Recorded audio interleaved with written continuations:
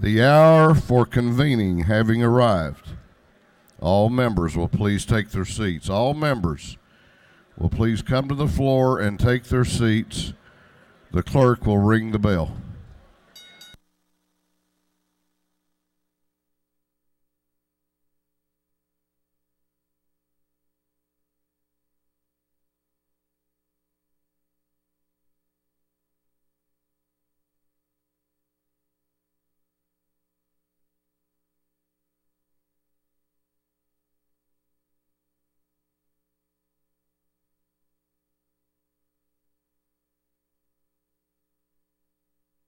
All members will please come to the floor and take their seats. We're about to have the morning roll call.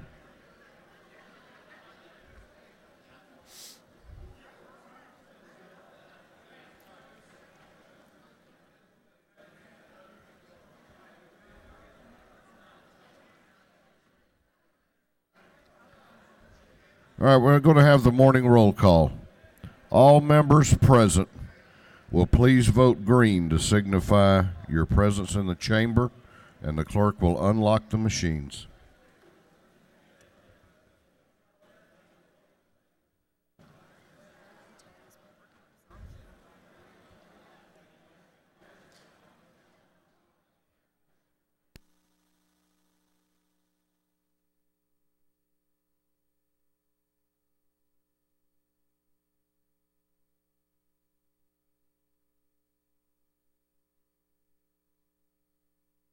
Have all members voted? Have all members voted? If so, the clerk will lock the machines. Doorkeepers will please close the doors and keep them closed.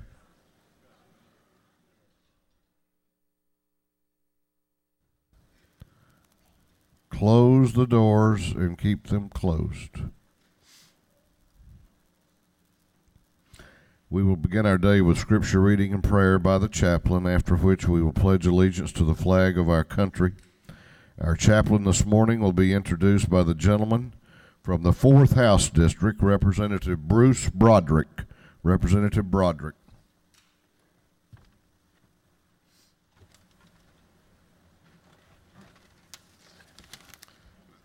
Thank you, Mr. Speaker. Ladies and gentlemen of the House, it is true honor and privilege this morning for me to share my minister with you for our chaplain of the day. My minister is Dr. Robin Lindsay, and in his service in my church, I have grown to understand his upbringing. Growing up in Cave Springs with parents, as many of us have, post-Depression parents, and his parents taught a good lesson to him, that a good day of hard work never hurt anybody. And probably there were a lot of life lessons to be learned at the end of a peach branch. Robin is married to Kathy, a retired elementary school teacher. They've been married for 41 years. They have 2 sons, Christopher, who is a Marietta police officer, and Jonathan, who works for Verizon. Robin received his bachelor's and master's degree from Emory University and the doctorate from McCormick Theological Seminary. He has served as pastor of Flowery Branch United Methodist Church, Mossy Creek United Methodist Church in White County, the Greensboro First United Methodist Church in Greene County, McEachin Memorial United Methodist Church in Cobb County, and is a district superintendent for the Athens-Elberton district. Robin is currently the senior pastor at the Dalton First United Methodist Church, where he has served since 2009. Please welcome my pastor, Dr. Robin Lindsay.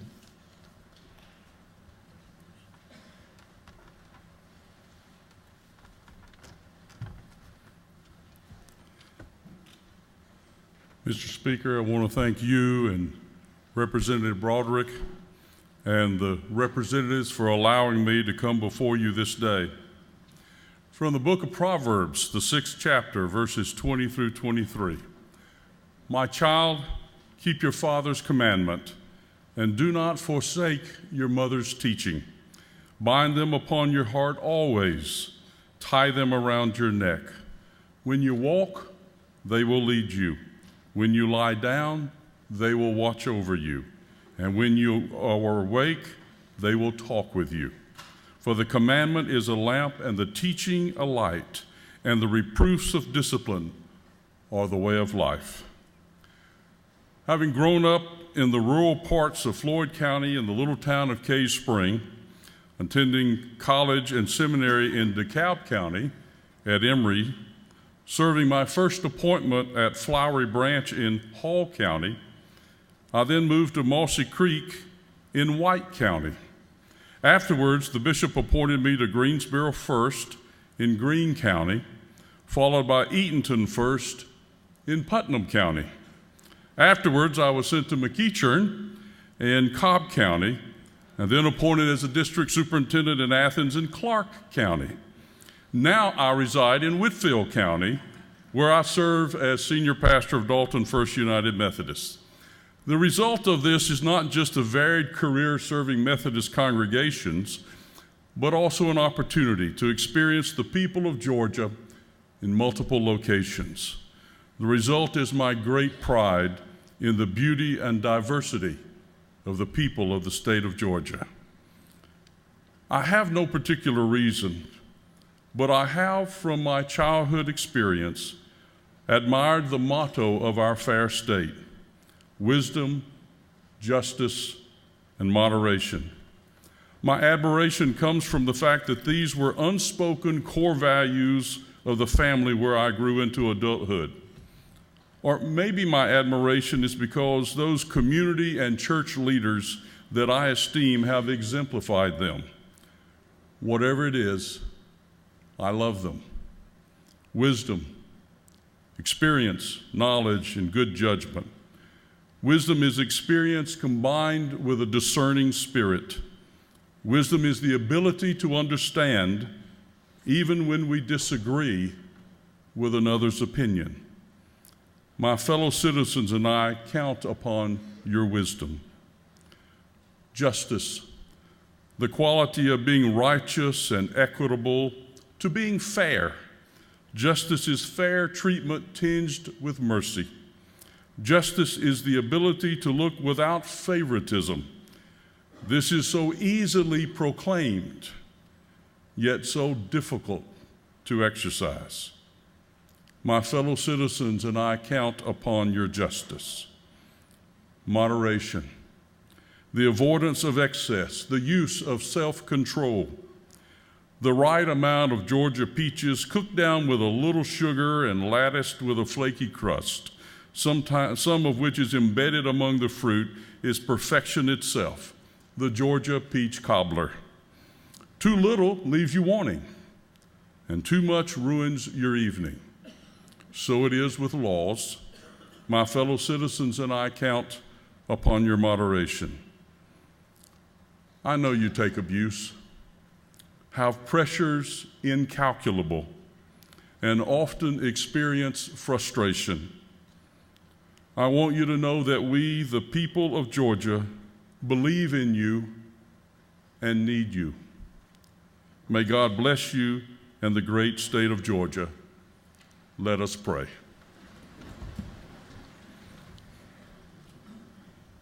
O God, our God, descend through your Spirit upon these women and men.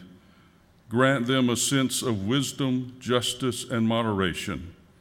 Bless their families while they are away tending our work. In Jesus' name, amen.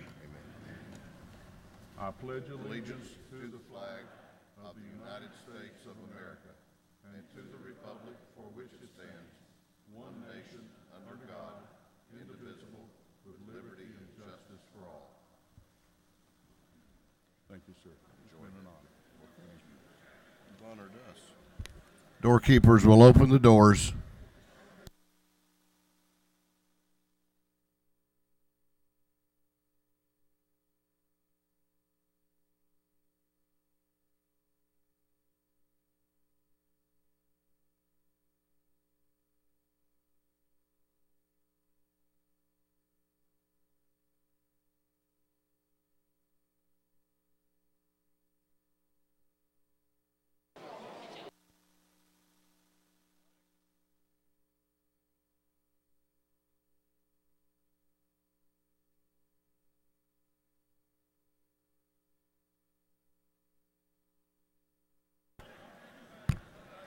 The chair recognizes the chairman of the Committee on Information and Audits, Chairman Chokas.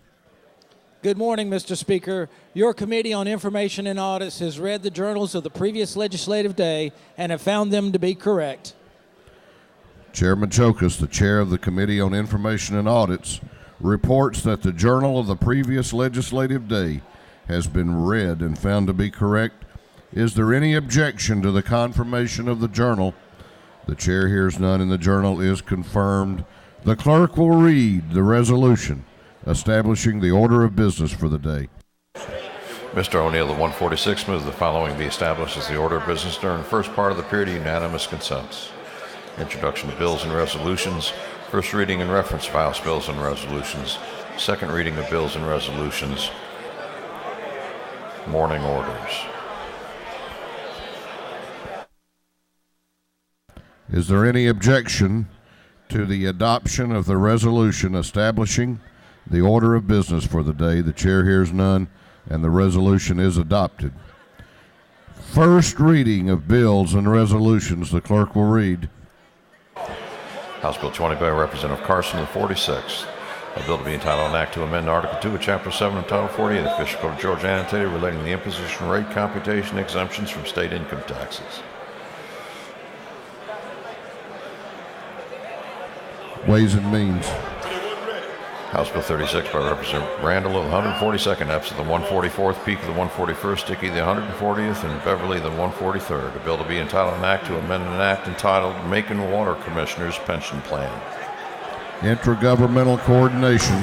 House Bill 130 by Representative Bentley of the 139th, Kaiser the 59th, Jones the 53rd, and Abrams of the 89th.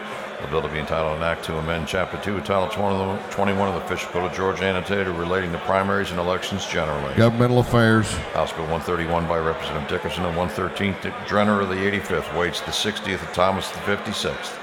A bill to be entitled an act to amend Code Section 20-2-751.4 of the Official Code of Georgia annotated relating to policies in public schools prohibiting bullying. House Bill 132 by Representative Buckner, 137th, Clanton, 75th, Holcomb of the 81st, and Smith of the 41st. A bill to be entitled an act to amend Part 2 of Article 6 of Chapter 2 of Title 20 of the Official Code of Georgia annotated relating to competencies in core curriculum. Education. House Bill 133 by Representative Holcomb of the 81st and Prince of the 127th. A bill to be entitled an act to amend Chapter 80 of Title 36 of the Official Code of Georgia annotated relating to provisions applicable to counties, municipal corporations, and other governmental entities. Governmental Affairs. House Bill 137 by Representative Bennett of the 94th, Peace of Teague of the 65th, Maber of the 63rd, Randall of the 142nd, and Abrams of the 89th, and others. A bill to be entitled an act to amend Article 2 of Chapter 7, Title 48 of the Official Code of Georgia annotated relating to the imposition rate and computation exemptions from state income taxes. Ways and Means. House Bill 135 by Representative Howard of the 124th, Williams of the 87th, Thomas the 56th. A bill to be entitled an act to amend Chapter 1 of Title 20 of the Official Code of Georgia annotated relating to the general provisions relative to education. Education. House Bill 136 by Representative Smith of the 125th and Jackson the 128th. Bill to be entitled an act to amend Code Section 50-6-67 of the Official Code of Georgia annotated relating to competitive building. Governmental Affairs.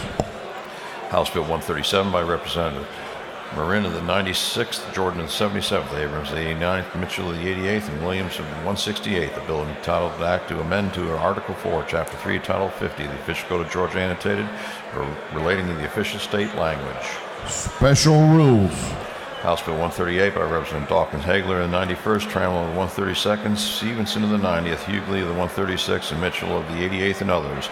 The bill be entitled an act to amend Chapter 1 of Title 34 of the Official Code of Georgia annotated relating to general provisions regarding labor and industrial relations. Industry and Labor. House Bill 139 by Representative Stevens, the 165th, and Thomas, the 56th. A bill to be entitled an act to amend Subpart 2 of Part 1 of Article 16 of Chapter 2 of Title 20 of the Official Code of Georgia annotated relating to compulsory attendance.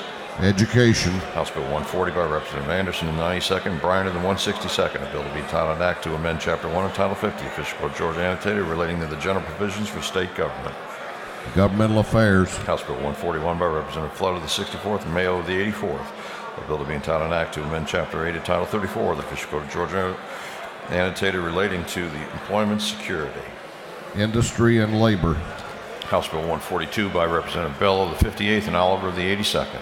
The bill being entitled an act to amend Chapter 2A of Title 20 of the Official Code of Georgia Annotated relating to student scholarship organizations. Education. House Bill 143 by Representative Wilkerson of 38th and Mosby of the 83rd. A bill to be entitled an act to amend Chapter 2 of Title 48 of the Official Code of Georgia Annotated relating to state administration, enforcement, and taxation. Ways and Means. House Bill 144 by Representative Gordon of the 163rd and Randall of the 142nd. A bill to be entitled an act to amend Part 3 of Part 1 of Article 16 of Chapter 2 of Title 20 of the Official Code of Georgia Annotated relating to student records. Education. House Bill 145 by Representative Beverly of the 143rd and Douglas of the 78th. A bill being entitled an act to amend Article 10 of Chapter 2 of Title 20 of Title 36 of Part 1 of Article 3 of Chapter 5 of Title 50 of the Official Code of Georgia Annotated relating to contracts and purchases by public schools. Agriculture and Consumer Affairs. House Bill 146 by Representative Frazier of the 126th and Thomas of the 39th. The bill being entitled an act to amend Chapter 2 of Title 21 of the Official Code of Georgia Annotated relating to elections and primaries generally. Governmental Affairs. House Bill 147 by Representative Powell of 32nd, Knight of the 130th, Peake of the 141st, and Hatchett of the 150th. The bill being entitled an act to amend Chapter 2 of Title 40 of the Official Code of Georgia Annotated relating to registration and licensing of motor vehicles. Motor Vehicles. House Bill 148 by Representative Dickey of the 140th. The bill being entitled an act to authorize the governing authority of the City of Byron to levy an excise tax. Intergovernmental Coordination. House Bill 149 by Representative Rogers of the 10th, Powell of the 32nd, Ballinger of the 23rd, Jaspers of the 11th, Roberts of the 155th, and others. The bill being entitled an act to amend Article 2 of Chapter 6 of Title 32 of the Official Code of Georgia Annotated relating to dimension and weight of vehicles and loads. Transportation. House Bill 150 by Representative Dickerson of the 113th, Yates of the 73rd, Smith of the 125th, Anderson of the 92nd, Stevens of the 90th, and others. The bill being entitled an act to amend Code Section 48-7-40.26 of the Official Code of Georgia Annotated relating to income tax credit for felon. Ways and Means. House Bill 151 by Representative Williams of the 168th, Howard of the 124th, and Elam of the 153rd. A bill to be entitled an act to amend Chapter 5B of Title 50 of the Official Code of Georgia Annotated relating to the State Accounting Office. Governmental Affairs. House Bill 152 by Representative Duncan of the 26th, Dungeon of the 25th, Tankersley of the 160th, Martin of the 49th, and Fry of the 118th, and others. The bill being entitled an act to amend Chapter 3 of Title 3 of the Official Code of Georgia relating to the regulation of alcoholic beverages. Regulated Industries. House Bill 153 by Representative Weldon of the 3rd, Willard of the 51st, Reeves of the 34th, Kelly of the 16th, Oliver of the 82nd, and others. The bill being entitled an act to amend Article 3 of Chapter 19 of Title 15 of the Official Code of Georgia Annotated relating to the regulation of the practice of law.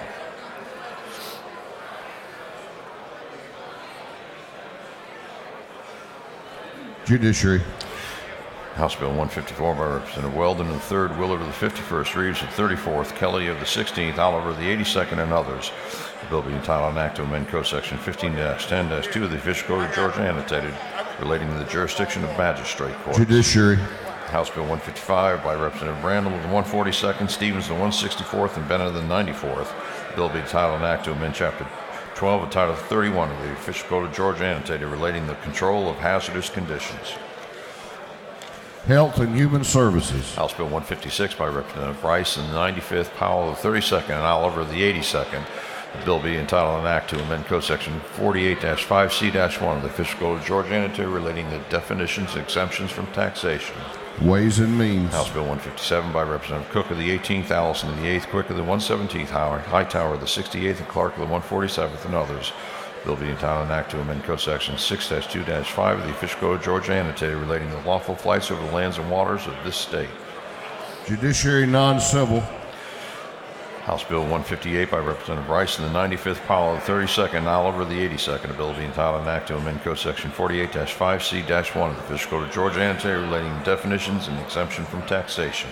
Ways and Means. House Bill 159 by Representative Maxwell of the 17th, Yates of the 73rd, Roberts of the 155th, Williams of the 168th, and Elam of the 153rd. A bill to be entitled an act to amend Code Section 40-2-85.1 of the Official Code of Georgia Annotated relating to special and distinctive license plates for veterans. Motor Vehicles.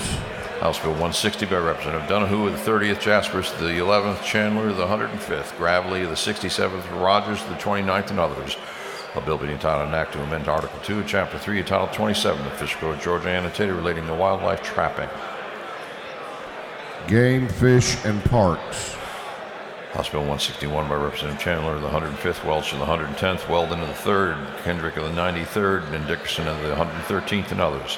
Bill being entitled an act to amend Article 2 of Chapter 7 of Title 48 of the Official Code of Georgia Annotated relating to the imposition, rate, composition, and exemptions from income taxes. Ways and Means. House Bill 162 by Representative Shaw of the 176th, Abstration of the 104th, Taylor of the 173rd, Lumsden of the 12th, and Maxwell of the 17th.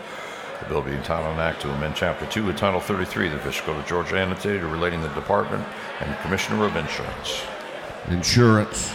House Bill 163 by Representative Dukes of the 154th and Henson of the 86th. The bill being entitled an act to amend Chapter 1, Title 34 of the Official Code of Georgia Annotated relating to general provisions regarding labor and industrial relations. Industry and Labor. House Bill 164 by Representative Martin of the 49th and Cassius of the 107. The bill to be entitled an act to amend Code Section 20-2-200 of the Official Code of Georgia Annotated relating to the regulation of certified professional personnel. Education. House Resolution 104 by Representative Tanner of the 9th, a resolution honoring the life of Mr. Bill T. Harden and dedicating a road in his memory. Transportation. House Resolution 105 by Representative Kidd of the 145th, a resolution honoring the life and memory of Mr. William Love Walton. Transportation. House Resolution 106 by Representative Brockway of the 102nd, Barr of the 103rd, Allison of the 8th, Teasley of the 37th, Clark of the 98th, and others. The resolution encouraging Congress to convey title and jurisdiction of federal public lands of the state. Interstate cooperation. And that completes first readings.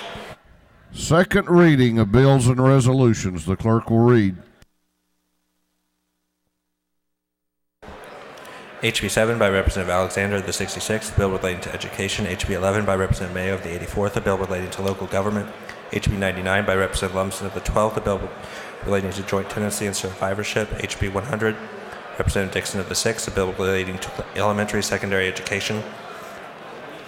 HB 101 by Representative Chokas of the 138th, a bill to amend an act providing Board of Education for Schley County.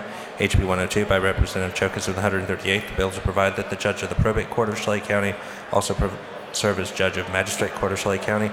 HB 103 by Representative Belton of the 112th, a bill relating to offenses against public order.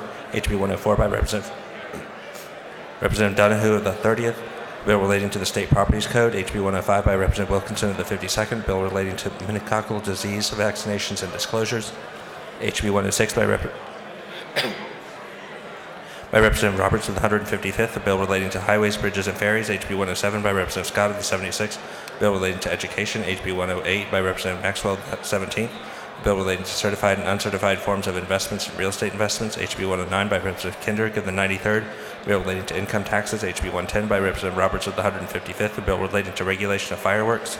HB 111 by Representative Willard of the 51st, bill relating to powers of state and local school officials with respect to school buses. HB 112 by Representative Turner of the 21st, bill relating to general provisions regarding law enforcement. HB 113 by Representative Willard of the 51st, bill relating to elections and primaries. HB 114 by Representative Tanner of the 9th, the bill relating to driver's licenses. HB 115 by Representative Mitchell of the 88th, the bill relating to foreclosure. HB 116 by Representative Atwood of the 179th, a bill relating to wells and drinking water. HB 117 by Representative Hamilton of the 24th, a bill relating to employment security. HB 118 by Representative Tanner of the 9th, a bill relating to driver's licenses. HB 119 by Representative Reeves of the 34th, a bill relating to disclosure of age confidential information. HB 120 by Representative Rutledge of the 109th, a bill relating to the procedure for implementing a special purpose local option sales tax. HB 121 by Representative Hamilton of the 24th, a bill relating to primaries and elections.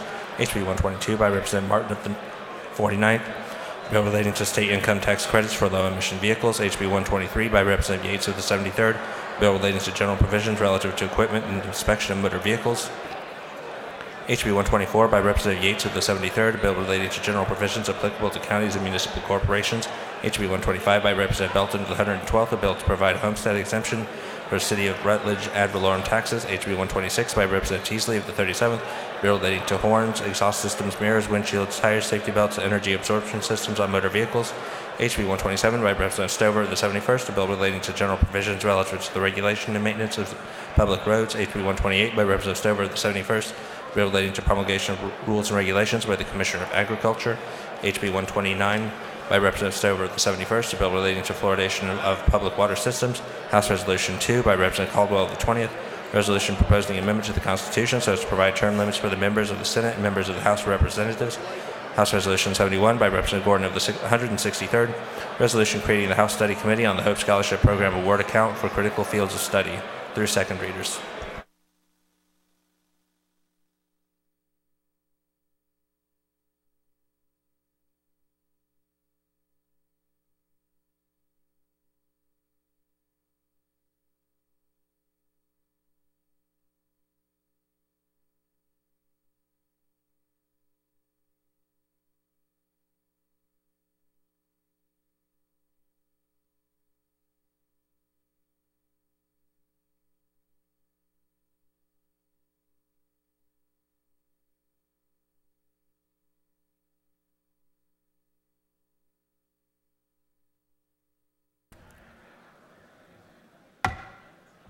This House will come to order. House will come to order. Chair recognizes Representative Howard to introduce the Doctor of the Day. Representative Howard.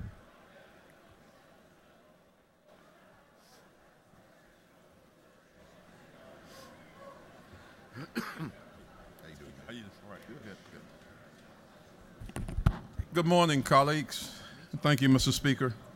It is take great pride in introducing our Doctor of the Day, who I met just this morning when I walked into the nursery, the nurse, not nursery, but Nursery. had a little blood shot in my eye from sleeping hard overnight, and found out that I was going to be introducing our Doctor of the Day, and it takes me, it gives me great pride to do that. We have with us today Dr. Matthew Lyons, who is a professor of emergency medicine at the Medical College of Georgia at Georgia Regents University, and he's president-elect for the Georgia College of Emergency Physicians and works to advance the emergency care of patients throughout Georgia. He's the vice chairman of the academic program of research for the Department of Emergency Medicine, serves as the director of the section of emergency and clinical ultrasound, as well as the director of the emergency department of observation units. Long story short, he's an emergency room doctor, and I am very familiar with those doctors. They are great. I was just telling him a story as we were sitting there of my experience of how important the emergency room doctors are, and we really appreciate what you do for this state. And I bring to you Dr. Matthew Lyons.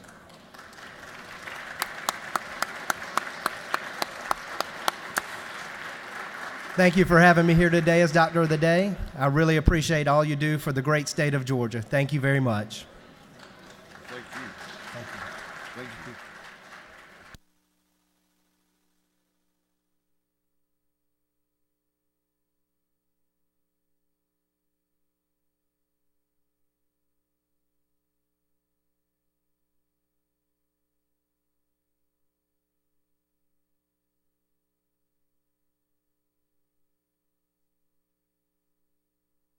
We're going on now to morning orders. If you have signed up for a morning order, and we have several, and we've got a rules calendar today, so I'm going to ask you to listen. 1 minute per morning order. 1 minute. Chair recognizes for a morning order Representative Mitchell. Representative Billy Mitchell.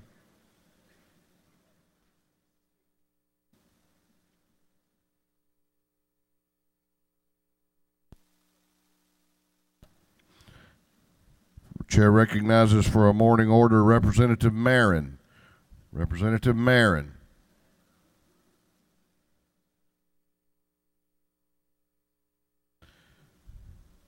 Chair recognizes for a morning order Representative Stevens. Representative Mickey Stevens.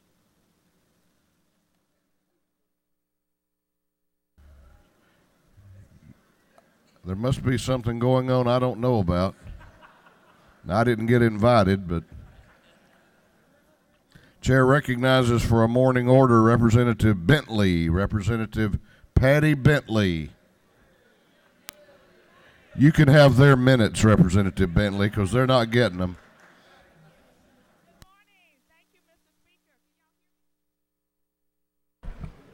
Good morning. Thank you, Mr. Speaker.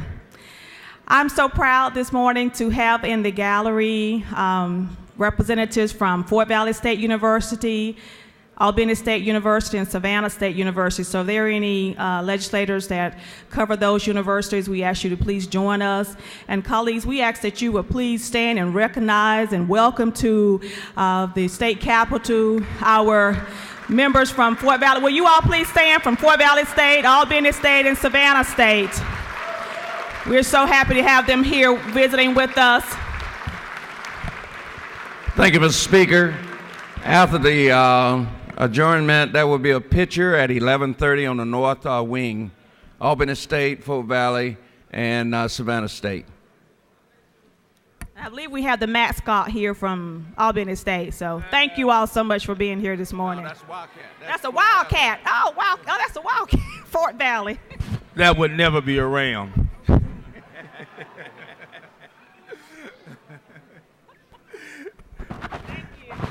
Chair recognizes for a morning order Representative Dudgeon, Representative Mike Dudgeon.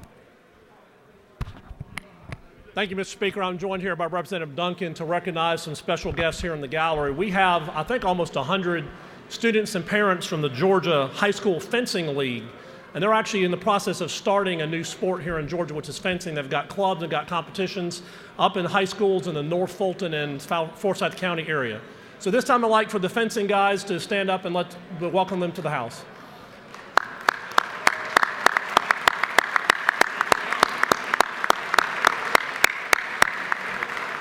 Thank you, Mr. Speaker.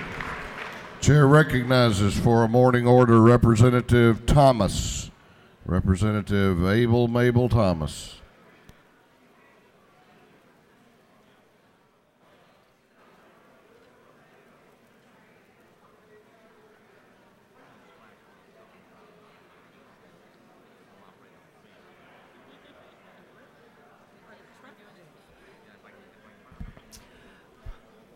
Mr. Speaker and members of this distinguished body, it is an honor to be down here today.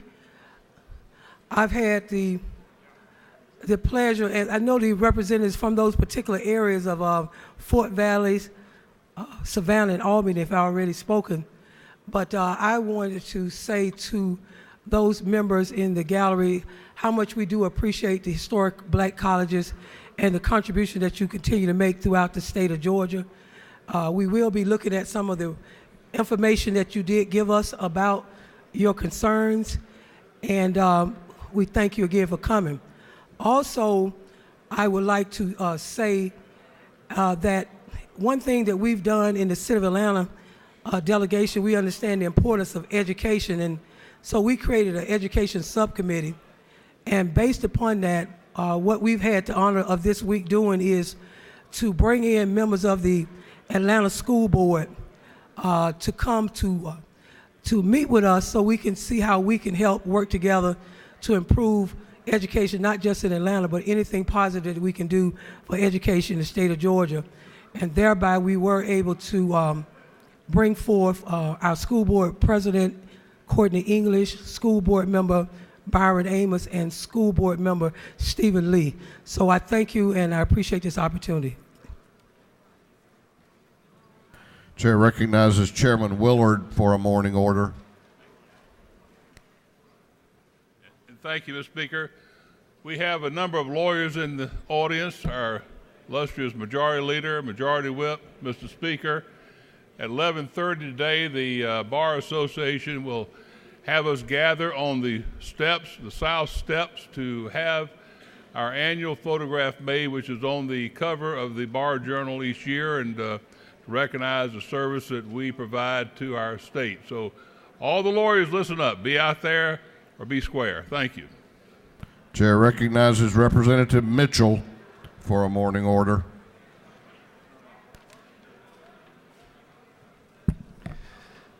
Thank you, Mr. Speaker. I am so privileged to be able to bring to the Capitol a young lady who's done extraordinary work in the community, happens to be a constituent of mine. She has just been named the Crew Person of the Year for the McDonald's Corporation. She is one of 11 selected in the country nationwide among 600,000 employees. Despite her developmental disability, Elaine Hayes is one who has worked in the downtown Decatur McDonald's for 7 years, and listen to this, without missing a day, without being late. Not only is she called by Miss Carrie Salone, the owner-operator of that McDonald's, as Ms. Southern Hospitality, she then gets on MARTA, brings tea to the bus driver, volunteers at the Frazier Center for Adults with Developmental Disabilities. And I'd like you to help me welcome Miss Elaine Hayes here in the balcony, and she's with Carrie Salone, the owner-operator, with other adults from the Frazier Center. Thank you. Thank you so much, Mr. Speaker. Chair recognizes for a morning order Representative Stevens, Representative Mickey Stevens. Thank you, Mr. Speaker. It's indeed an honor and a pleasure to come before you this morning to honor a young lady who passed about a month ago, Latia Lockett. She was diagnosed with cancer, and she got with the Cancer Society. She worked with those people with terminal cancer, even though she was ill herself. And I'd like to honor her. She will be recognized with a resolution later in Savannah. And I have a father here, Mr. Lockett, with Bobby Lockett. Will you stand, please? We want to thank you and your daughter. Thank you.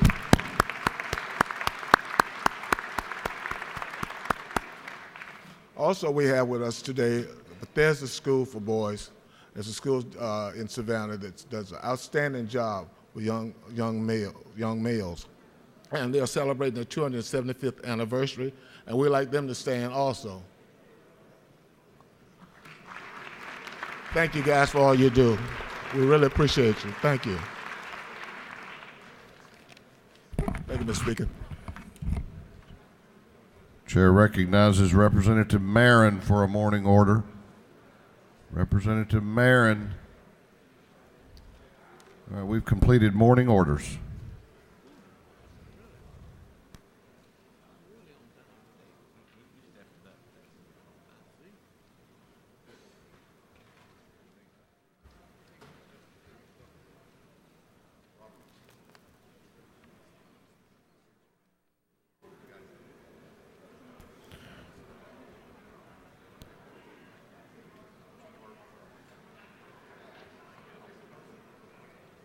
Clerk will read the caption to an invite resolution. This House will be in order.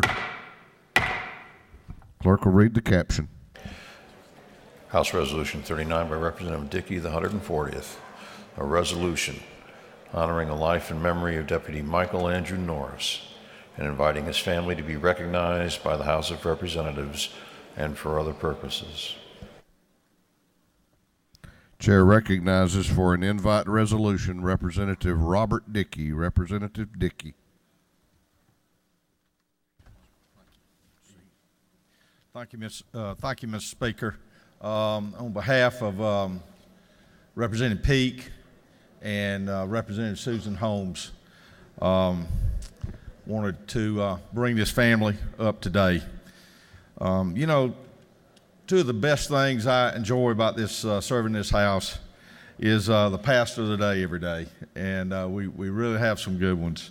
But the serious thing is the privilege of being able to recognize people across our state that really made an impact, and it's a real honor and privilege today to stand here to honor two people and their families that really made a huge impact on our families and the people of Middle Georgia, especially Monroe County.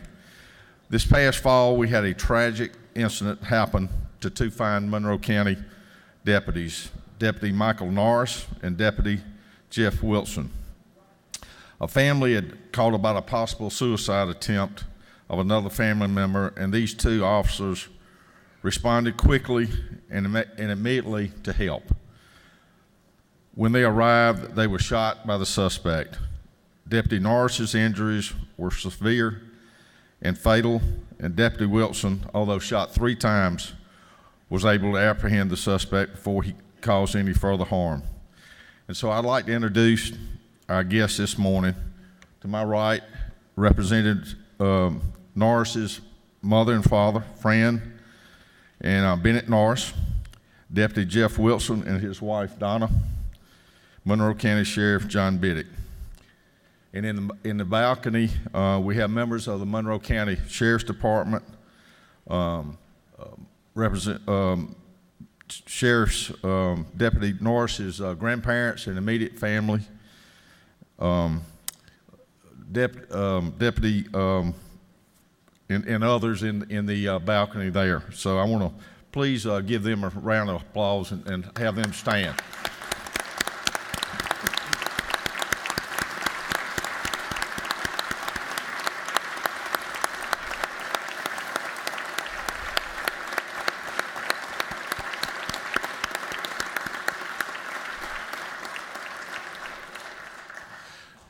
You know, it's a real tragic story, and it was a very senseless shooting. But what I wanted to convey to y'all this morning was how the community, the outpouring of the community and the people, and their support and love for this family, for Deputy Wilson, and also the Norris family. Deputy Norris grew up in our community. I'm close friends with the Norris family. And the events that happened around that funeral was just remarkable. I've never seen the thousands and thousands of people that poured out in that community.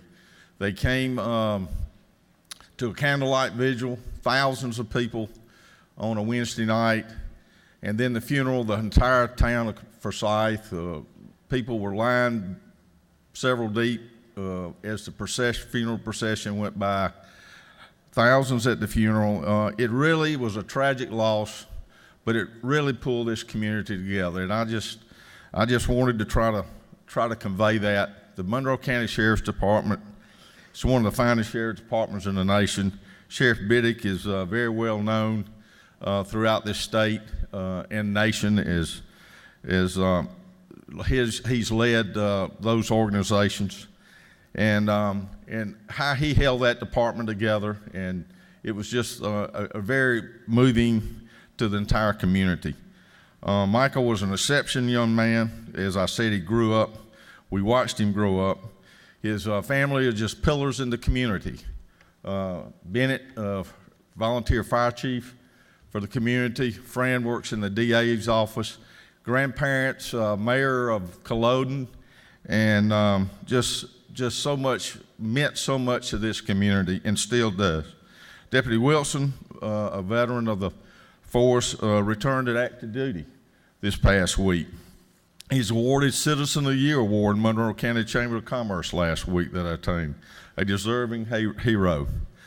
So I just wanted to bring them here and let you meet them and see them for their heroic service. And thank you for giving your son for his service to our state and to our community, and they've stood strong through this. It's been a lot of things going on with that community coming together, and they have just been the perfect example of strength and love and dedication to the community, and that's what that whole family, and that's what our whole law enforcement family in Monroe County has been like. So thank y'all for being here, and thank you for your son.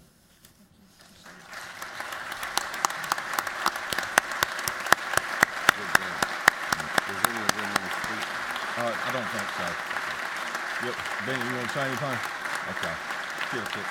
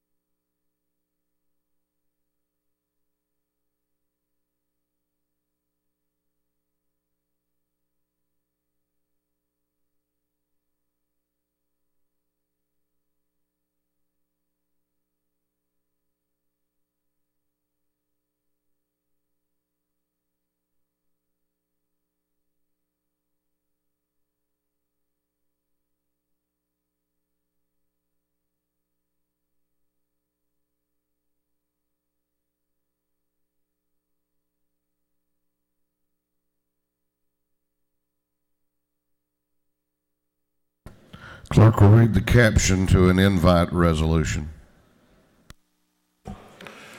House Resolution 46 by Representative Stevens of the 165th, Bryan of the 162nd, Petrie of the 166th, and Mosby of the 83rd. A resolution commending Mike Crosby and inviting him to be recognized by the House of Representatives and for other purposes.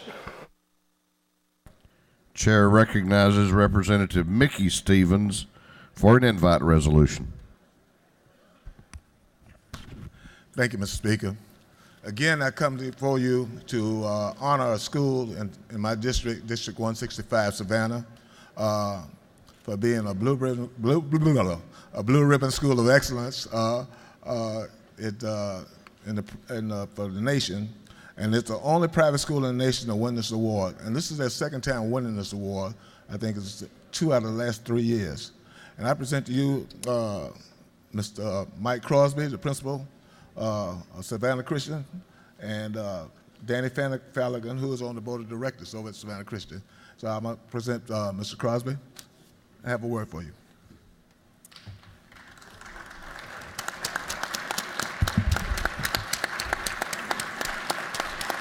Thank you, Mr. Speaker. Representative Stevens, members of the House of Representatives, it's certainly my pleasure on behalf of Savannah Christian Preparatory School to present to the state of Georgia the Blue Ribbon Award of Excellence for Academic Excellence from our students at Savannah Christian Middle School. We are the only private middle school in the United States of America to receive this award for 2014, the only private middle school in America to receive this award for the United States of America. And we are so proud of our students down in Savannah, Georgia, and we certainly appreciate everything that you do for us here in Atlanta. I would like just to read this award. This was presented to me from the Department of Education 2 months ago, and I'd like to share this with you, just showing in recognition of Savannah Christian Preparatory School, Middle School, Exemplary High Performing National Blue Ribbon School 2014. Thank you very much. Get a picture now. Get a picture of the speaker.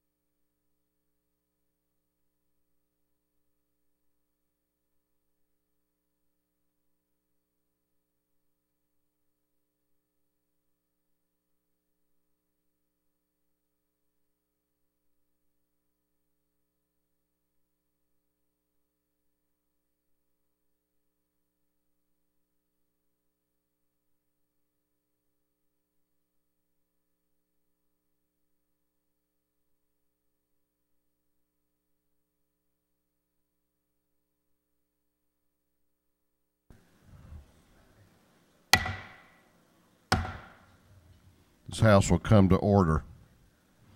House will be in order. We are going on to the rules calendar. We're going on to the rules calendar. This is one of the most important measures that we will take up this session. I'm going to ask the House to be in order. If you have matters that are more important than this, please feel free to take them outside.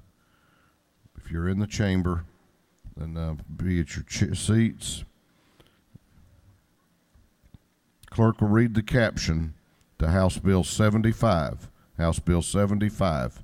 House Bill 75 by Representative Ralston of the 7th, Jones of the 47th, O'Neill of the 146th, and England of the 116th. A bill to be entitled an act to amend an act making and providing appropriations for the state fiscal year beginning July 1st, 2014 and ending June 30th, 2015, known as the General Appropriations Act. Ladies and gentlemen of the House, the chair at this time resolves the House into a committee of the whole House for the purpose of considering House Bill 75, the Supplemental Appropriations Bill.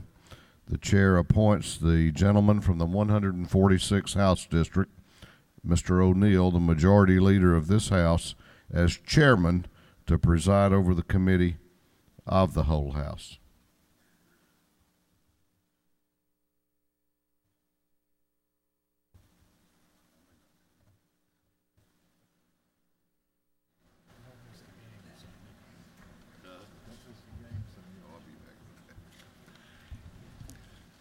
Good morning. Chair recognizes Chairman England from the 116th to present the bill. Good morning. Notice there are only 2 bottles. One of those is only half full. That's a good thing. Well, I hope you'll bear with me just a little bit. We've got a little bit of a respiratory issue, and I'm not going to call the name of the individual that I think is the guilty party of giving it to me. He is a pharmacist, though, in Swainsboro, Georgia, and happens to serve as one of our subcommittee chairs. See, Butch, I told you I wouldn't call your name. But good to be with y'all this morning. This may be a first of having an amended budget as the first bill that the House takes up in a year, in a session. And it is a very simple bill this year. Not a whole lot of adjustments needing to be made. The governor had outlined his recommendations, and you're going to see that we have agreed with many of those and are recommending them to you today for your adoption and passage as well. And some of you have heard me refer to our budget as a movie and taking a snapshot in time. And of course, with the booming movie industry here in our state, that is an appropriate analogy, I feel like, because that has been such an economic driver for us. But as well, a budget's not one of those documents that's a dead document. Once it's passed, it continues to live on and continues to evolve and move, just like your budgets do in your house or in your business back home. This year, the amended 15 budget is about a 1.3% increase in state funds, or about $276 million over the bill that we passed as we left this chamber last year.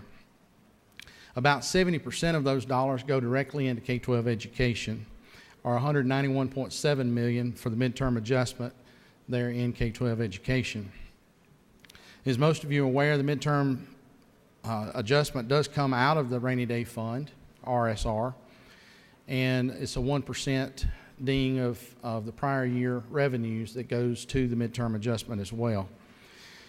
The good news as well is that the reserve continues to grow, and we are rebounding from the recession that we've gone through over the last several years. Our economy is picking up. People are going back to work, and when they work, that means our economy does better. It means that revenues come in a little bit easier to the state as well. Today, we set at about $862 million in our rainy day fund. Only a few short years ago, about 5 short years ago, we were down to about $100 million in the rainy day fund. Prior to that, 2008, we were at about $1.5 billion. And of course, as you know, and all of us felt the ravages of the recession we went through. If it had not been for that money being in that rainy day fund, many of the measures that we had to take to adjust our budget so that we are maintaining a balanced budget would have been much more drastic.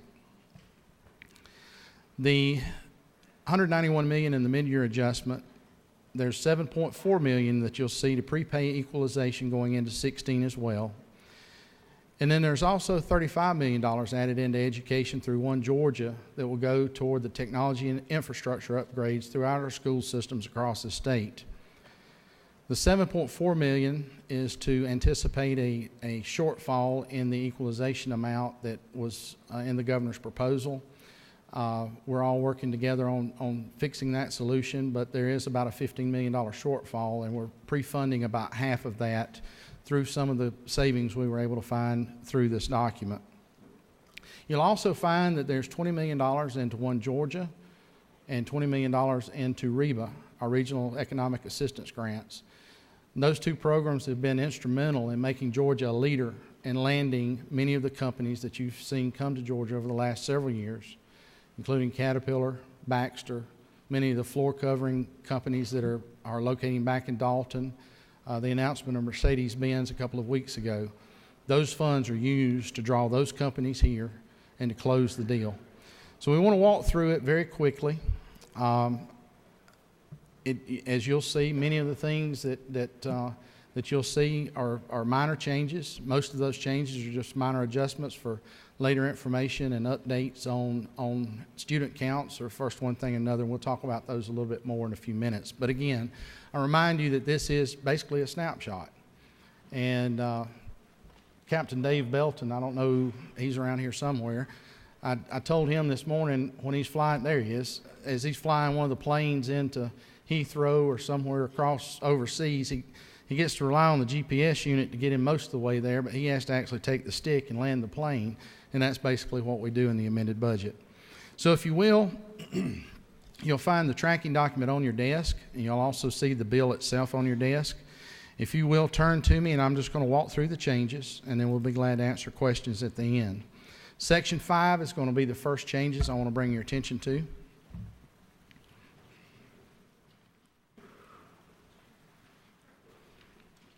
Dealing with the Court of Appeals. Our subcommittees, and I'm remiss in mentioning the work of our subcommittees, even though you don't see a whole lot of changes in here, the subcommittees always go through the budget recommendations with a fine-tooth comb. And my hat is off to our subcommittee chairs, our committee leadership, but most of all to these individuals sitting down here on the front row that are our House Budget Office staff. And my heart is out to them and thank them for the work that they do every year. And Martha especially, and Christine as well. They're kind of like my capital wives. They show up and go with me to everything, and they're always kind of my crutch I lean on as well. But anyway, Section 5, Court of Appeals. If you'll look there, there are 4 items that have changed. Those are ongoing expenses, and the committee will look at those for the fiscal year 16 budget. Didn't feel like it was something we need to necessarily start in the amended budget. Moving on to Section 8, Prosecuting Attorneys Council. Again, a very similar transaction there under 8.2.1, an ongoing expense that will be considered in fiscal year 16. Section 9, Superior Courts. If you'll look at 9.2.1, 9.2.2, and 9.3.1, those were some reductions that were taken during some of the austerity cuts we had to make. We found that they're able to continue to operate and not take those furlough days, so we just found that those funds were unnecessary at this time. Section 12, Department of Administrative Services. Item number 12.9.1 deals with some moving expenses. The Office of State Administrative Hearings had to move out of their offices downtown due to a transaction where the building was sold and they were evicted. They were able to do that within their current budget, plus with some help from their landlord in making that move, so those funds were not necessary. Section 16, dealing with Department of Community Affairs. There you will notice 3 of the items I mentioned in my opening comments. The money for REBA, the money there for One Georgia, and for the technology upgrades across our state. So there's where a large chunk of money went in revenue that did not go into education.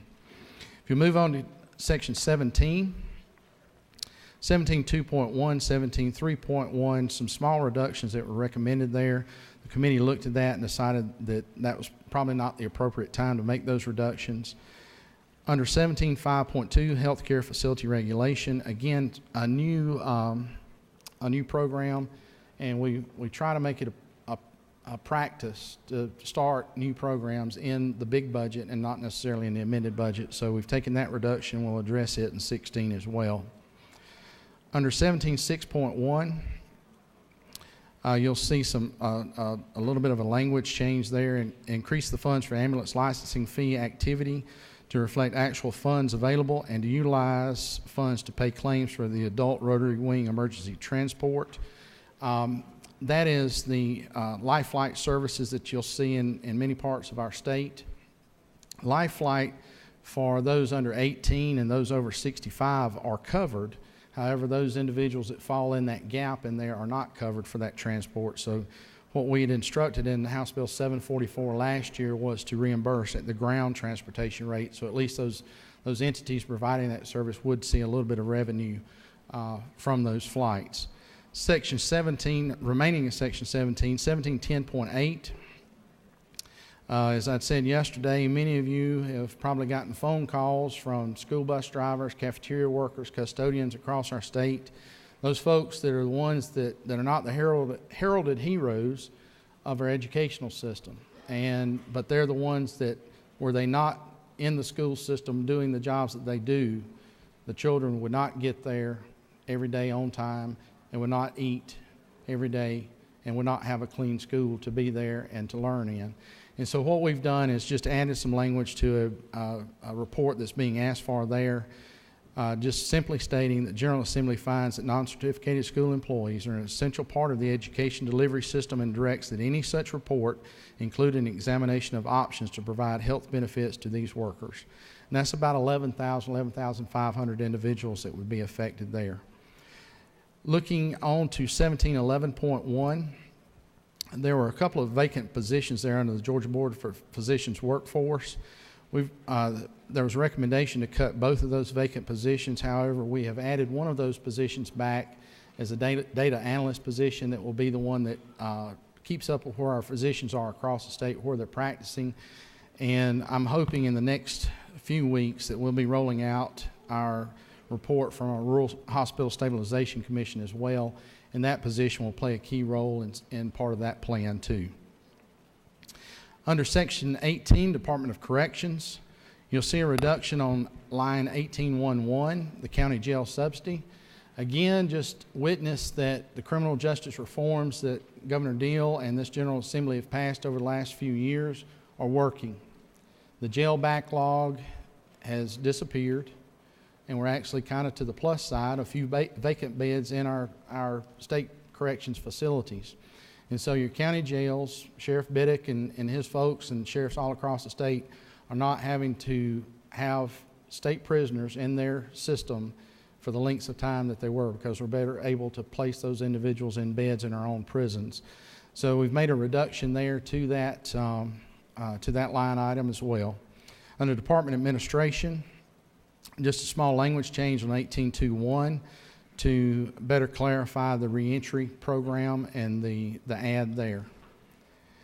Staying in corrections, looking at lines 1891, 1892, 1893, and 1894. Just some small language changes there, again dealing with the reentry program and making sure that language is clear enough that everybody understands fully what the intent is there. Moving on to Section 23, Department of Education. Line number 2314.1 deals with equalization, and that's the money I'm talking about that we were able to go ahead and put into place to push forward into the 16 budget and to help work on filling a shortfall there. You'll see some adjustments at 2316.1 as well. There were some savings there, again, due to later information and more accurate student census counts. And so that money that was saved there was pushed directly into equalization, so it all stayed in education. 2631 under the Office of the Governor. The Governor has appointed a task force, Education Reform Task Force. There's several of us will be serving on that. We didn't feel that the $1 million was necessary that much be put in, so we've made a slight reduction there as well. We do want that task force to be effective and come back to report with a report to us shortly, and so we just want to make sure we've got the resources there to do any type of work that needs to be done to get information for that task force. And then under 2611.2. Just a small adjustment there dealing with technology infrastructure upgrades. The subcommittee at this point said not to do that they want to look at that a little bit further. So we've taken that change out as well. Moving on to Section 27, something that I know all of us in this room as well, regardless of party, are interested in, and that's the safety and welfare of our youngest citizens of this state. Governor Deal and his folks at DFACS, Commissioner Bobby Cagle and his team have taken on an arduous task of making sure that the youngest among us are taken care of and looked after the way they need to be as they're placed into foster care or as they're looking at being dislocated from their families because of protective issues there.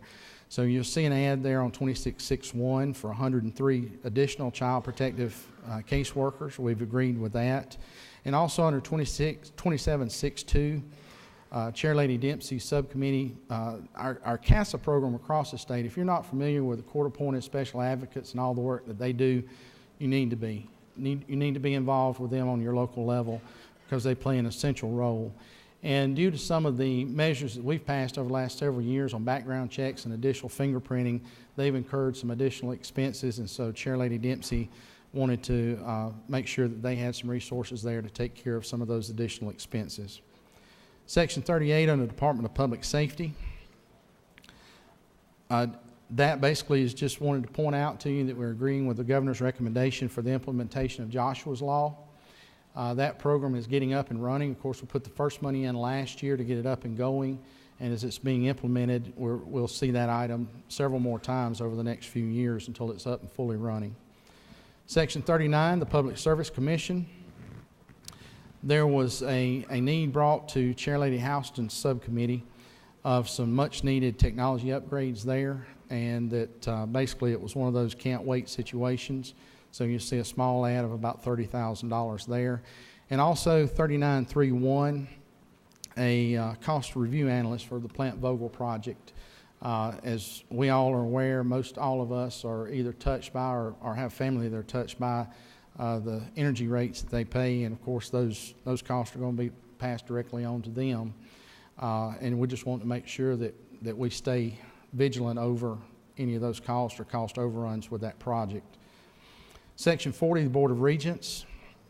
Just two things to highlight there. Again, agreeing with the governor's recommendation and some of the work that Representative Peake and many others in this body of worked on.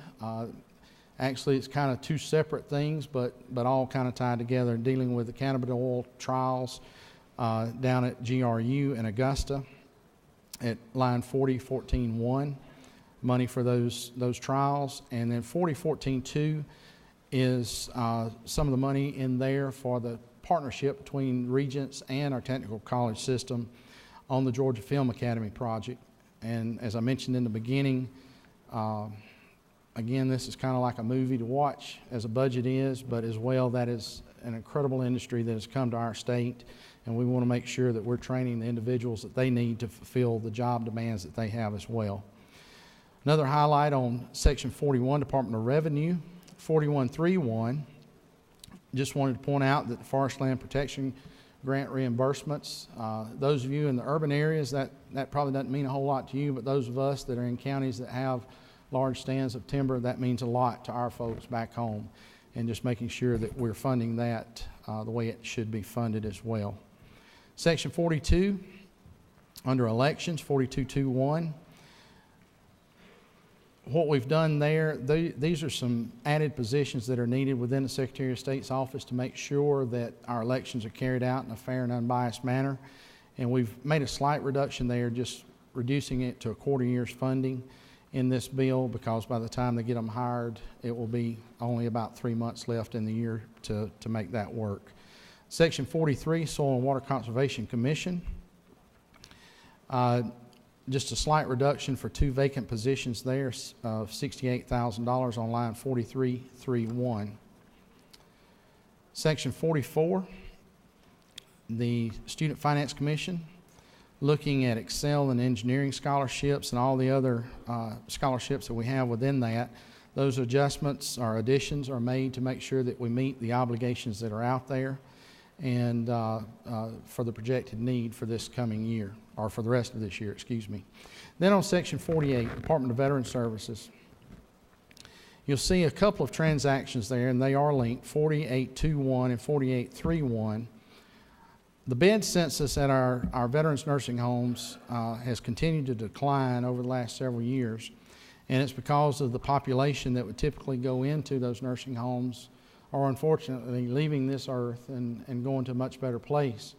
So the bed census has remained very flat, and meeting with them this past Monday explained to me that basically there's not a waiting list. The individuals that need to be in those nursing homes are getting in those nursing homes.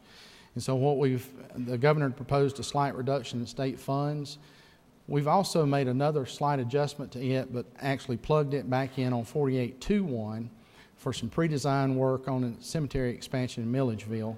They'd asked for a bond in the 16 bond package, and we felt like since there was some cash there that could be used, we would go ahead and do it from state funds and cash this year.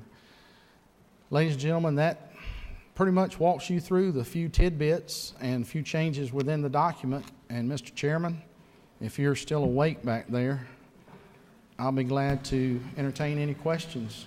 Otherwise, I'll go to my seat and hush. Appreciate you flying through there. Seems like only last week when you started. Touche. Will the gentleman yield to questions? I'll be glad to. Chair recognizes Representative Henson of the 186 for the purpose of asking a question. Thank you very much, Mr. Chairman, and for the wonderful presentation. I actually would like to draw your attention to 43.3 of the Soil and Water Resources and the elimination of 2 positions. Yes, ma'am. One is, why are we eliminating this? And 2, are we going to make further adjustments? Or are we looking at eliminating this department or moving it in the 2016 budget?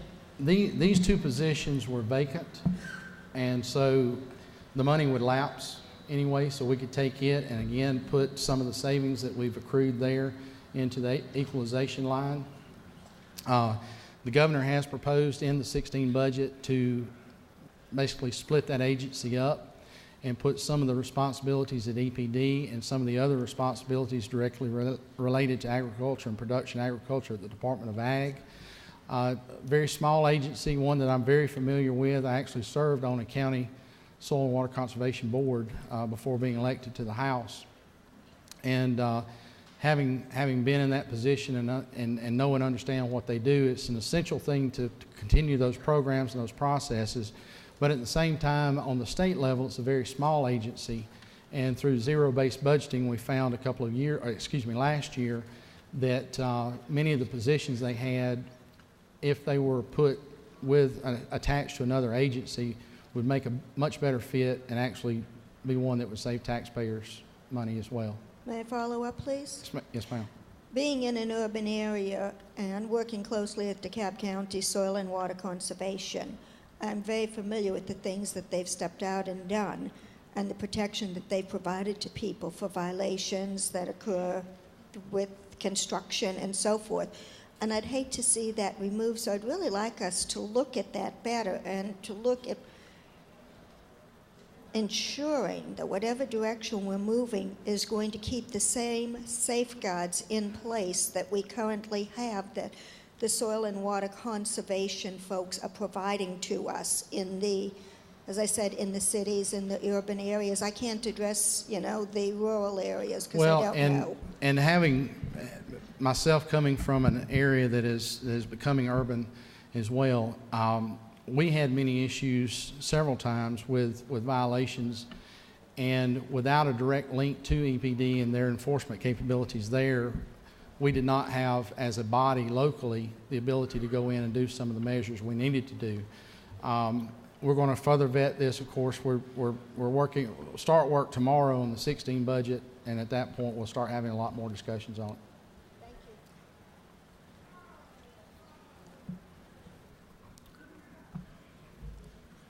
Seeing no further questions, Mr. Chairman, if you want to take your seat, I'll recognize you for a motion. I'll be glad to. Thank you, Mr. Chairman. Thank you, members, and appreciate your consideration on the amended 15 budget.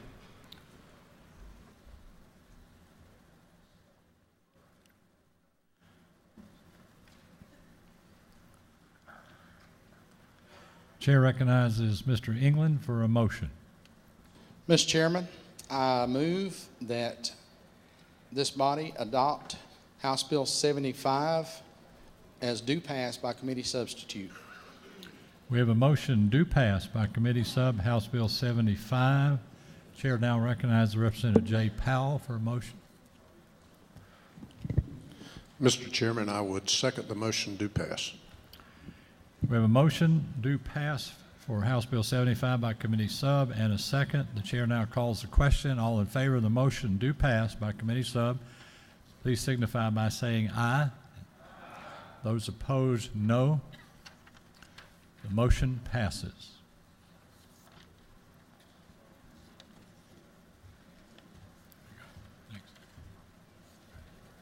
Chair recognizes Mr. England. Mr. Chairman, as Chair of the Committee of the Whole House, you are instructed to report the action of the Committee of the Whole House to the House.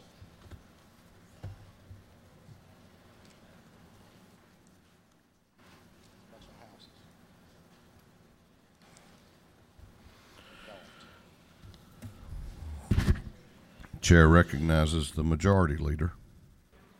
Thank you, Mr. Speaker. The Committee of the Whole House has had under consideration House Bill 75 and has instructed me as its chairman to report the same back to the House with a recommendation that House Bill 75 do pass by committee substitute. The report of the chairman of the Committee of the Whole House is received. The Committee of the Whole House has had under consideration House Bill 75 and has reported the same back to the House with a recommendation that House Bill 75 do pass by committee substitute. The Committee of the Whole House is hereby dissolved.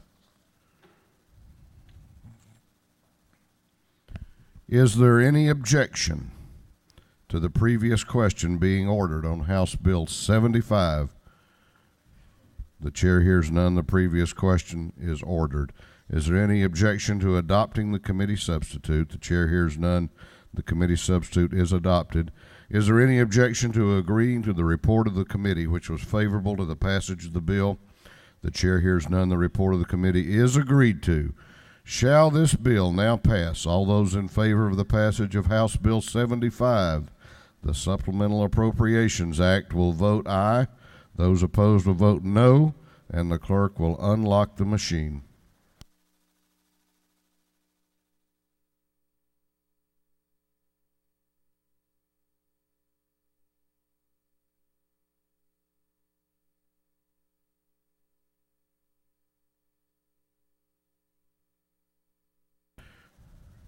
Have all members voted? Have all members voted?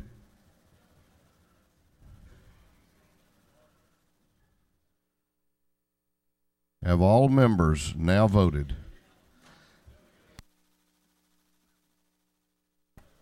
If so, the clerk will lock the machine. On the passage of House Bill 75, the ayes are 171, the nays are 0. This bill, having received the requisite constitutional majority, is therefore passed.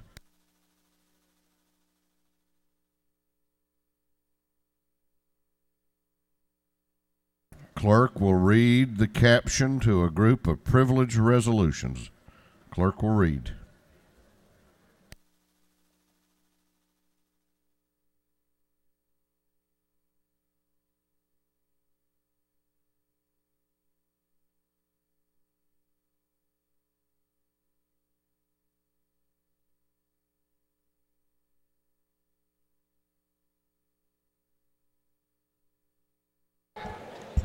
Following 6 resolutions are to be referred to the Committee on Rules. Commending Georgia Chair Company on its 100th anniversary, inviting its representatives to be recognized by the House of Representatives and for other purposes. Commending Cadet Jonathan Chase Strickland, the University of North Georgia, inviting him to be recognized by the House of Representatives and for other purposes. Commending Sheriff Victor Hill and inviting him to be recognized by the House of Representatives and for other purposes. Commending the Bethlehem Christian Academy Knights baseball team and inviting them to be recognized by the House of Representatives and for other purposes. Recognizing March 11, 2015 as Civil Air Patrol Day at the Capitol, commending the volunteers of the Civil Air Patrol for the service to the citizens of Georgia, inviting them to appear before the House of Representatives and for other purposes. Commending Camp Dream on their 20th anniversary, recognizing February 25, 2015 as Camp Dream Day, and inviting representatives of Camp Dream to be recognized by the House of Representatives and for other purposes. Recognizing February 3rd, 2015 as Georgia Southern University at the Capitol, and inviting President Brooks Keel, Dr. Gene Bartles, Rachel Newhouser, and Andrew Smallwood to be recognized by the Georgia House of Representatives and for other purposes. Recognizing the week of February 2 through 6, 2015 is National School Counseling Week, inviting Jennifer Diaz, Stacy Miller, Gail Smith, Dr. Myles Siegler, and Julie Hartline to be recognized by the House of Representatives and for other purposes. Commending Maya Austin, inviting her to be recognized by the House of Representatives. Congratulating the Lambert High School baseball team on winning the 2014 GHSA Class 6A State Championship, and inviting the team to be recognized by the House of Representatives and for other purposes.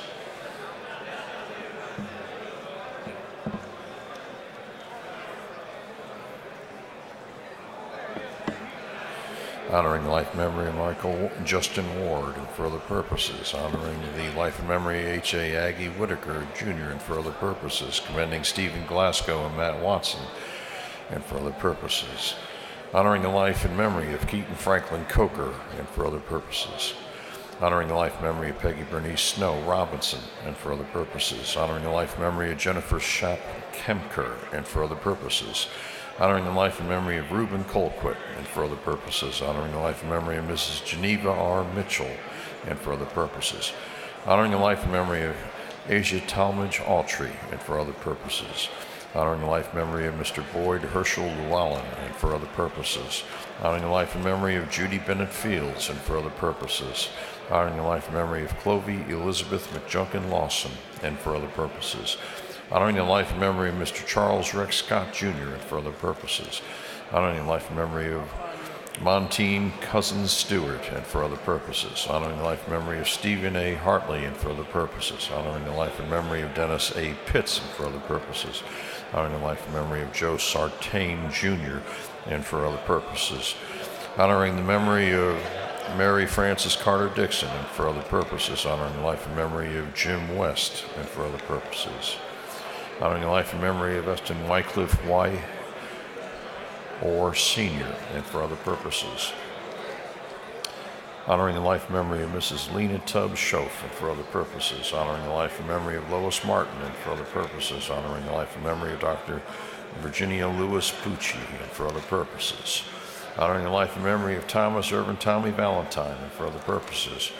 Commending Douglas County Tax Commissioner Todd Cohen for being selected as the 2014 Tax Commissioner of the Year and for other purposes. Commending Don Henderson upon the grand occasion of his retirement and for other purposes. Honoring the life and memory of Mr. Philip E. Jackson and for other purposes. Honoring the life and memory of Co. Handling and for other purposes. Honoring the life and memory of Edward John Eddie White and for other purposes. Honoring the life and memory of John Orvin Lance and for other purposes. Recognizing, commending Mrs. Linda Moncrief on the grand occasion of her retirement and for other purposes. Recognizing, commending Megan Withers upon being honored with the Girl Scout Gold Award and for other purposes. Commending Tucker Middle School and for other purposes.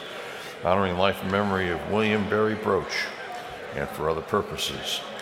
Recognizing February 5th, 2015 as High Performance Healthy School Day at the Capitol and for other purposes. Recognizing and commending Great Promise Partnership and for other purposes. Commending Representative Keisha Waits and for other purposes.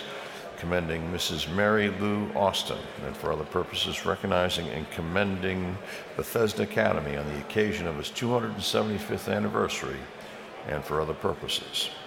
That completes the reading of the privilege resolutions.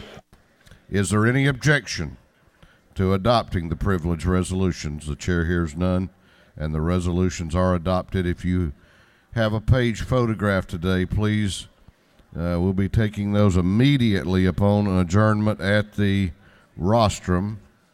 We have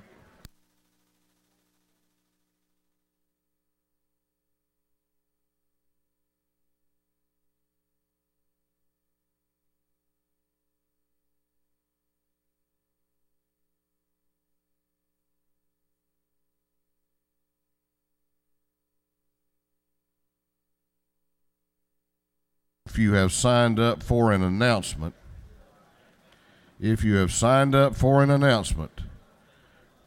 be making your way to the front of the chamber.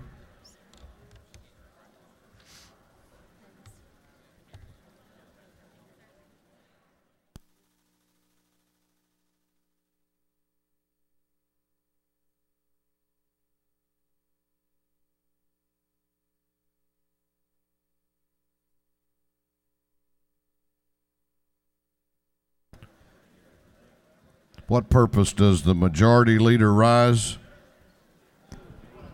Make a motion, Mr. Speaker. State your motion. That we immediately transmit House Bill 75 to the Senate.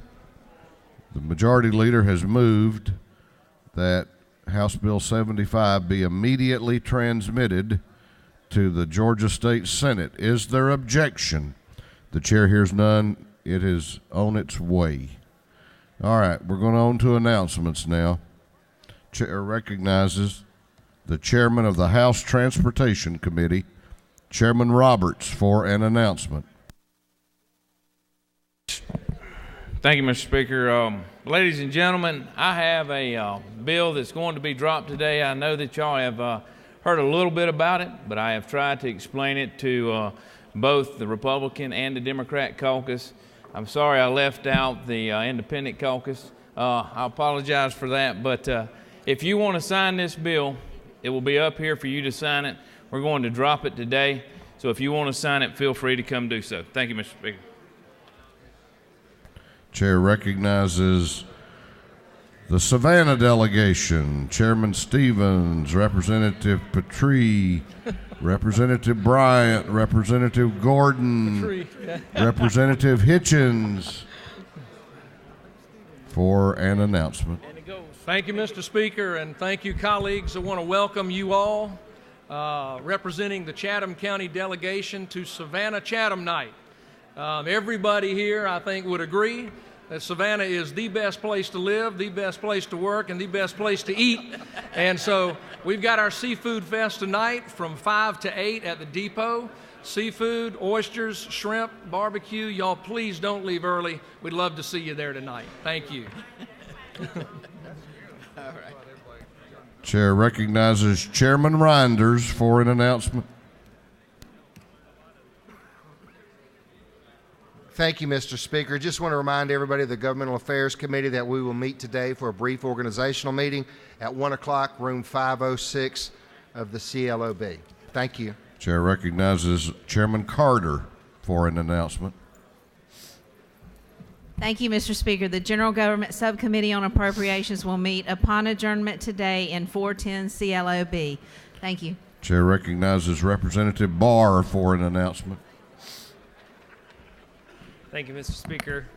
As y'all know, Carl Rogers and I, Representative Rogers, love the libraries. And they're having a little lunch down in the 230 of the Capitol. They are serving varsity hot dogs, and they said hats were optional. Thank you.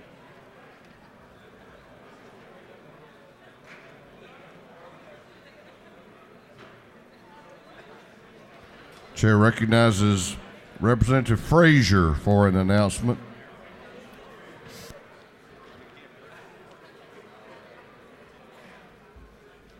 Thank you, Mr. Speaker. Today, upon adjournment, we have the Georgia Working Family Legislative Caucus that will be meeting in room 307 in the CLOB, and we have our lunch presentation will be Key Insights into the Fiscal Year 16 Budget by Alan Essex, Director of the Georgia Budget and Policy Institute.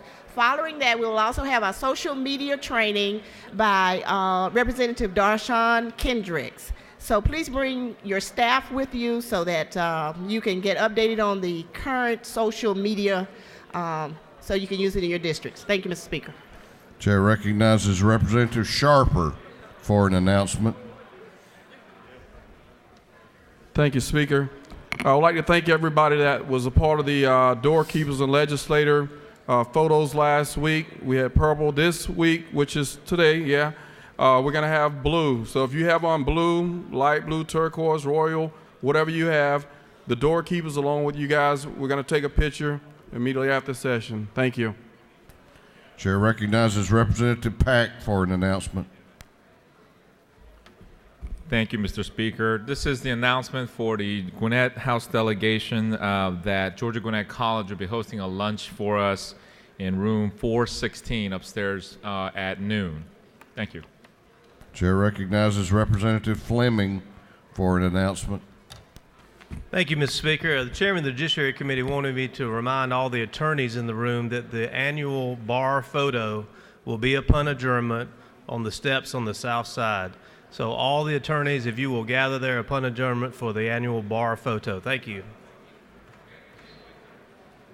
That completes our announcements, but we have other important recognitions. The chair is pleased to recognize and honor a birthday person today. Please join me in wishing happy birthday to Representative Darlene Taylor.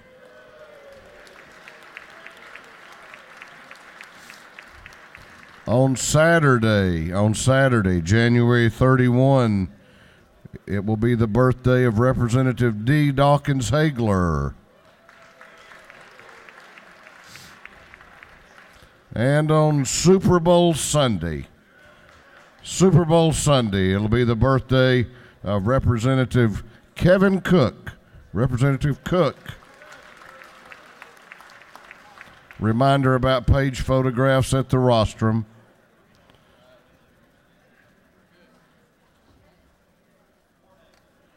Chair recognizes the majority leader of this House for a motion. Thank you, Mr. Speaker. I move this House now adjourn until 1 p.m. I repeat, 1 p.m. Monday, February 2nd, 2015. The majority leader of the House has moved that this House adjourn until Monday, February 2, 2015 at 1 o'clock p.m. All those in favor of the motion will say aye. Those opposed will say no. The ayes clearly have it. This House will be adjourned until Monday at 1 o'clock p.m.